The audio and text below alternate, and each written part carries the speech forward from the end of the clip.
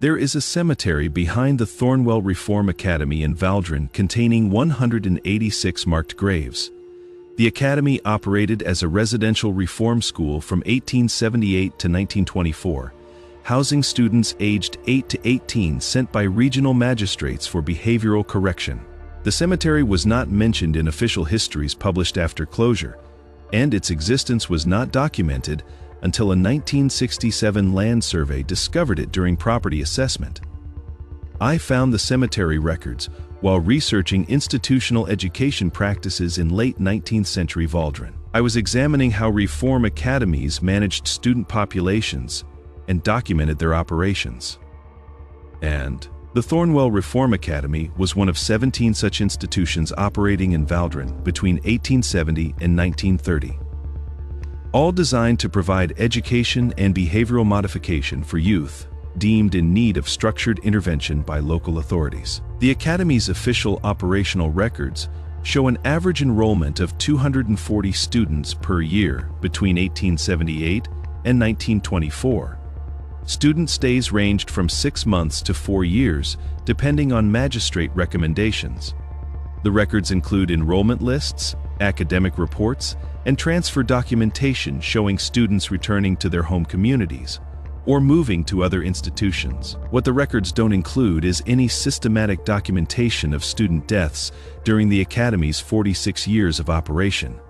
I found the cemetery documentation in the Valdrin Provincial Land Registry. The 1967 survey identified a fenced burial ground on the eastern edge of the former Academy property containing 186 headstones. The survey noted that the markers were weathered but legible, with dates ranging from 1879 to 1923. Most markers included a name, age, and date of death. No causes of death were inscribed. The surveyor's report recommended that the provincial archives investigate the cemetery's origins and create proper documentation.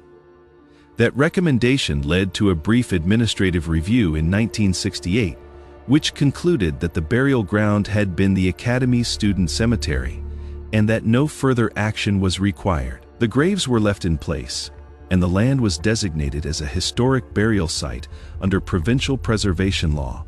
But here is what strikes me about the numbers. The Academy operated for 46 years with an average enrollment of 240 students. If we assume a relatively stable population with students entering and leaving throughout each year, the Academy processed thousands of students during its operational period. 186 graves over 46 years represents an average of approximately 4 student deaths per year. For a residential institution housing youth in the late 19th and early 20th centuries, when disease outbreaks and medical care limitations were common, that mortality rate might not seem unusual on its surface. Except the Academy's official records make almost no mention of student deaths. I searched the enrollment records for documentation of deaths. I found 3 entries. One from 1883 notes that a student named Thomas Wendell, age 12, deceased due to winter illness. Another from 1897 states that Eleanor Price, age 14, succumbed to fever. A third from 1909 records that Michael Harth, age 10, died following injury. 3 documented deaths in the official records, 186 graves in the cemetery. The discrepancy is 183 student deaths that appear to have occurred but were not documented in the Academy's operational records as deaths. I tried to find death certificates. Valdrin provincial law required that all deaths be registered with local authorities and that death certificates be issued noting the deceased's name, age, date, and cause of death.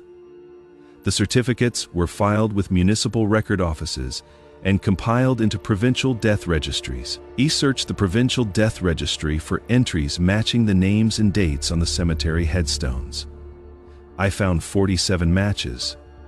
The certificates confirm deaths occurring at the Thornwell Reform Academy between 1879 and 1923, listing various causes including illness, injury, and disease. The certificates were properly filed and registered according to legal requirements. The other 139 graves have no corresponding death certificates in the provincial registry. Now here is where the timing becomes difficult to explain. I found Academy inspection reports filed by the Provincial Education Office between 1880 and 1920. The inspections were conducted annually to verify that reform academies were meeting educational and residential care standards. The reports include observations about facilities, student health, academic instruction, and administrative practices. The inspection report from 1885 notes adequate medical facilities and acceptable student health conditions. The 1892 report states, "No significant health concerns observed."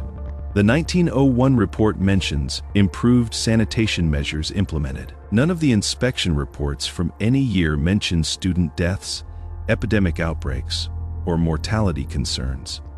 The inspectors consistently describe the academy as meeting acceptable standards for student welfare. Yet, during the same period those inspections were being conducted, students were being buried in the cemetery at a rate of approximately 4 per year.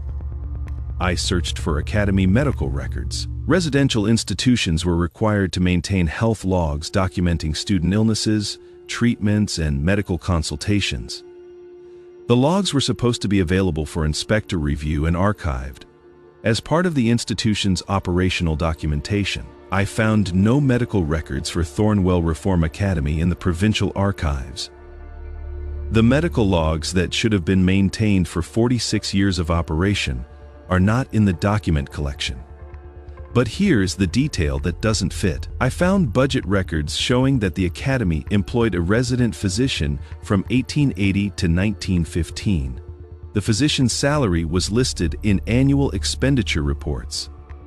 Dr. Helena Marwick served in that position for most of the academy's operational period. A resident physician working at an institution for 35 years would have documented student health issues, treatments, and outcomes. Those medical records should exist. They don't. I tried to find Dr. Marwick's personal papers. She died in 1928, and her professional documents were donated to the Valdrin Medical Historical Society. The society has her papers, but files related to Thornwell are sparse.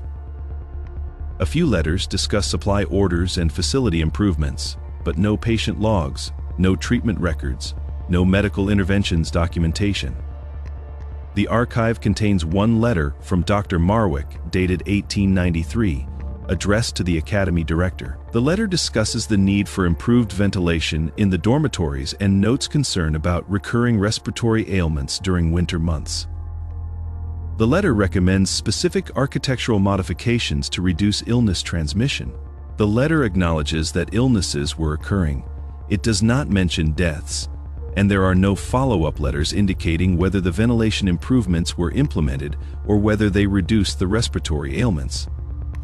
I found the Academy's burial ledger in a separate archive collection donated by a former staff member's family in 1982. The ledger documents burials in the cemetery from 1879 to 1923, listing names, ages, dates of death, and burial plot numbers. The ledger entries correspond to the headstones identified in the 1967 survey. The burial ledger was maintained by the Academy, but was not included in the official operational records transferred to the provincial archives when the school closed in 1924. It existed as a separate, unintegrated document that only came to light when a private family donated materials decades later. The ledger shows 186 burials. It does not list causes of death. It simply records that these students died and were buried on academy grounds. But here is what bothers me most. I found correspondence between the academy director and provincial education officials from 1903. The director requested funding for cemetery maintenance, noting that the burial ground required ongoing care. The request was approved, and the academy received an annual allocation for groundskeeping. The provincial education officials knew the cemetery existed. They authorized funding for its maintenance. Yet the cemetery does not appear in published academy histories, is not mentioned in official educational records, and was treated as unknown until the 1967 land survey. The existence of the cemetery was documented in financial records, but not in educational documentation. It was maintained but not discussed. It held 186 bodies, but was effectively excluded from the institution's official narrative. I tried to trace what happened to Academy records when it closed in 1924. Standard procedure required operational documents be transferred to provincial archives. Most Reform Academies from that period have comprehensive archived collections. Thornwell's archived collection is incomplete. Enrollment lists exist, financial records exist, but medical records, detailed incident reports, and death documentation are absent. I found a transfer inventory from 1924 listing the materials moved to the archives. The inventory notes operational records as specified by provincial archival standards. It does not itemize what was included. It does not note what might have been excluded. The 1968 administrative review that examined the cemetery concluded that the burial ground had served as the Academy student cemetery and recommended no further action. The review did not investigate why 183 of the 186 deaths were not documented operational records. It did not question the absence of death certificates for 139 burials. It simply confirmed that the cemetery existed, that it contained student graves, and that it should be preserved. The review treated the cemetery as a historical artifact requiring protection, not as evidence of a documentation gap requiring explanation. I found one more document that I haven't been able to explain. It is a note in the Provincial Education Office files from 1924, written shortly after the Academy closed. The note states, "Thornwell materials received and archived. Medical documentation noted as incomplete per institutional report. No action required." The note acknowledges that medical documentation was incomplete. It attributes the incompleteness to an institutional report that I have been unable to locate, and it concludes that no action was required to address the incomplete documentation. Someone in 1924 knew the medical records were missing. They noted it. They took no action. The Thornwell Reform Academy operated from 1878 to 1924. The Academy educated students, provided residential care, and returned most to their communities. The Academy also buried 186 students in a cemetery on its grounds. The official records document 3 student deaths. The cemetery contains 186 graves.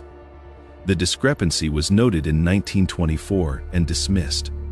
The cemetery was rediscovered in 1967 and preserved. The cemetery is still there, behind what is now an empty field where the Academy buildings once stood.